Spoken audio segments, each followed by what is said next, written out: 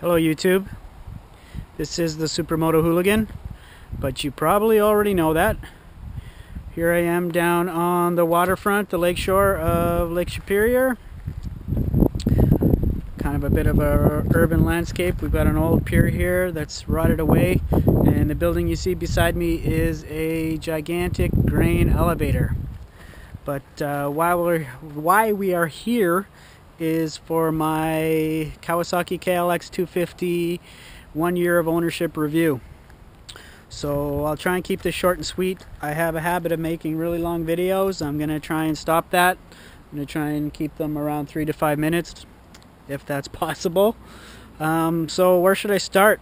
After a year of ownership of this bike, what would I say are its strengths? I believe this bike basically excels at being a city commuter. They call it a supermoto. I think the best words to describe it are a urban assault vehicle. I'm sure Lori Jennifer will agree with me on that. Basically, it has a little bit less suspension travel than the actual dual sport version.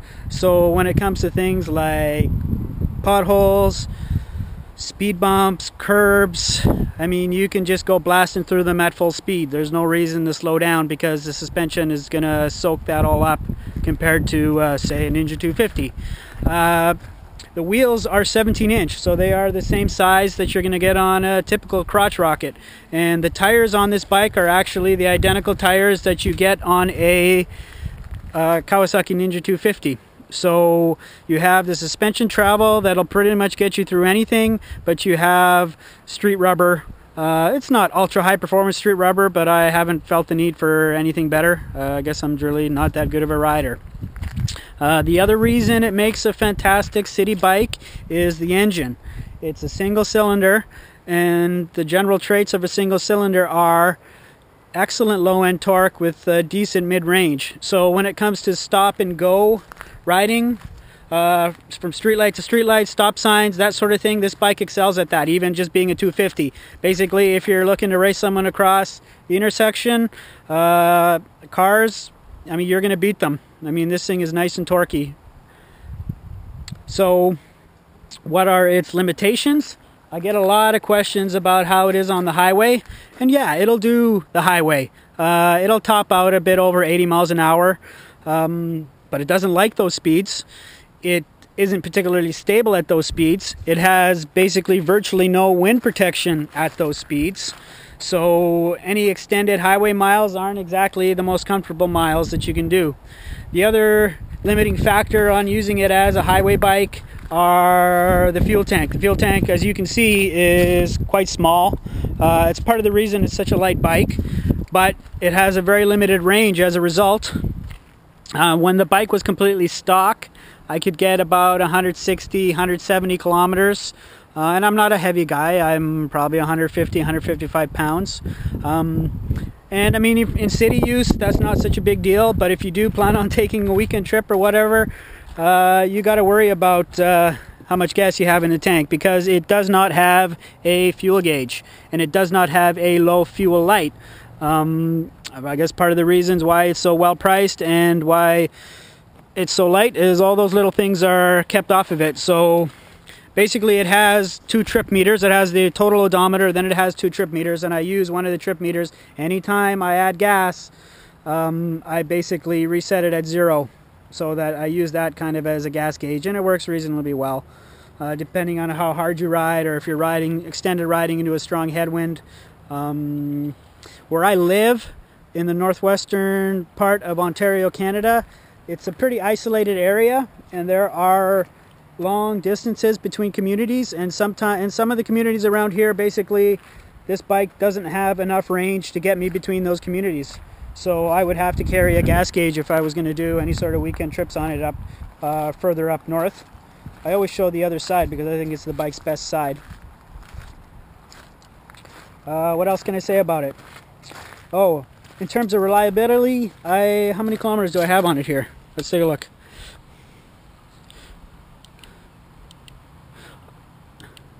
I have 5,906 kilometers, so not quite 6,000 kilometers. The only maintenance that I've had to do on it, obviously oil changes. It's had 2 oil changes. Other than lubing the chain, other than airing up the tires, keeping it clean, I haven't had to do any additional required maintenance. It needs a valve job. It needs the valves checked at 10,000 K, which is a decent interval. It's a very simple, non-complicated, non-high-tech engine. I will say that one of the problems with this bike, and it is a known problem, is that in order for it to meet emissions in North America, they had to basically sell it set up extremely lean, meaning that the air-fuel mixture is extremely lean. So what that means, if you live in a colder climate or a cooler climate, the bike definitely needs a choke to get it started. And initially when I got the bike, it would take actually turning it over quite a few times. Sometimes it would take a few minutes on a really cool morning to get it started. So the bike definitely benefits from rejetting.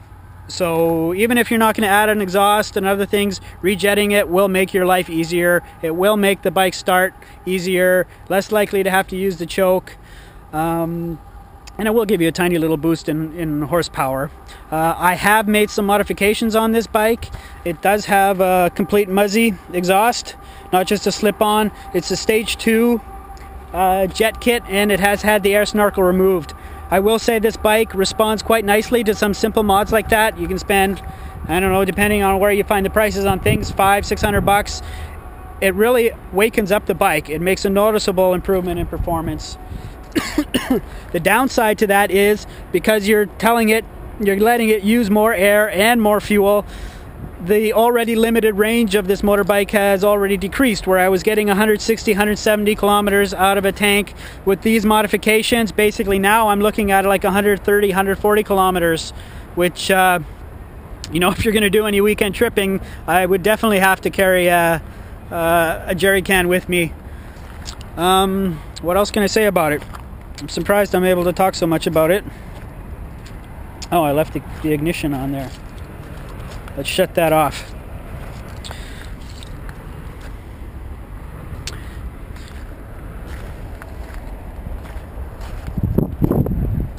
Anyways, I'll probably end up editing this out because I'm running out of things to say here. So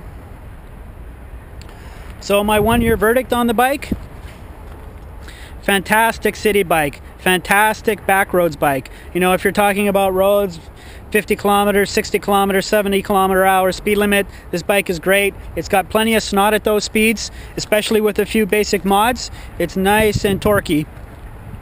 But the other thing you could do with this bike is, I mean, you could look at it as an adventure bike.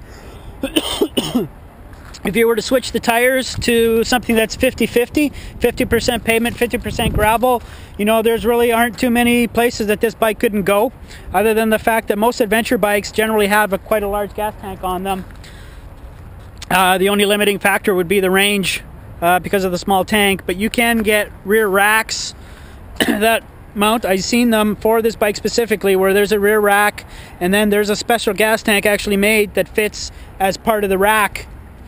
So it looks quite nice actually, and I may consider purchasing one of those racks in the future. So I think that about sums up my review. It's a great bike. I'm quite happy with it. As with most people, I would like to have something with more power. I would like to keep this bike, but it's not really a financially responsible thing for me to do, to keep this bike and grab another bike. But we'll see what happens. So I may actually buy a big bore kit for it.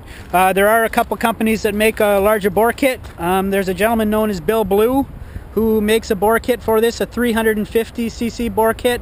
So it'll change the displacement from 250 to 350. There's also a company called Custom Craft, which makes a 330cc bore kit. So basically, you're with that kit, the Custom Craft is, for some reason, is the one I'm more interested in. You're basically guaranteed a 30% increase in torque, which it's already a torquey motor down low, would be awesome in city riding. I mean, it'll probably wheelie in first gear no problem without much clutch slipping. The Bill Blue kit, I'm not sure why I don't like that kit as much. I can't really give you an answer to that. So horsepower wise, those kits, you know, I'm seeing reports of 6, 7, 8 horsepower, which doesn't sound like a lot, but when the bike only makes 18, 19, 20K stock, that's almost a 50% increase in power. That is a noticeable improvement, especially with a bike this light. Like I was saying, even these small improvements I made with this full exhaust and the jet kit and the snorkel removal, it's a great bike around town. It is torquey, it is fun, it's plenty quick enough in those kinds of scenarios. It's just when the speeds get higher and you want to travel at highway speeds is where this bike starts to wheeze. So I think that about sums it up. Thanks for watching, and hope you found this video informative. Thanks.